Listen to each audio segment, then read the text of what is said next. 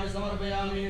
महाकाय कल्पान्तदानोपमा भैरवाय नमस्तुभ्यं मनोभिरां दातुमर्हति भैरवाय महाधर्मोपचारार्थे गन्धाक्षर पुष्पाणि समर्पयामि भोदीपदेव रूपस्त्वं धर्मसाक्षी अभिघ्नविद्यावद्धर्म समाप्ति स्यात् तावत्त्वं सुस्थिरो भवानि तद्देवताभ्यो नमः सर्वोपचारार्थे गन्धाक्षर पुष्पाणि समर्पयामि हरि ओं वाजौः शान्तिरन्तर्गर्भो शान्तिः वीर्ये शान्तिरापः शान्तिरोगणयः शान्तिः वनस्पतयः शान्तिर्विश्वे देवाः शान्तिर्ब्रह्म शान्तिः सर्वगो शान्तिः शान्तिरेव शान्तिः सामा शान्तिरेधि जतो यतः समीहसे ततो नो अभयं कुरु षण्णः कुरु प्रजाभ्यो भयन्नः पशुभ्यः सुदान्तिर्भवतु श्रीमन्महागणाधिपतये नमः लक्ष्मीनारायणाभ्यां नमः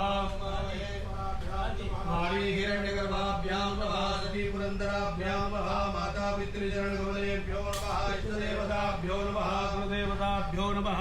देवताभ्यो नमः स्थानदेवताभ्यो नमः वास्तुदेवताभ्यो नमः सर्वेभ्यो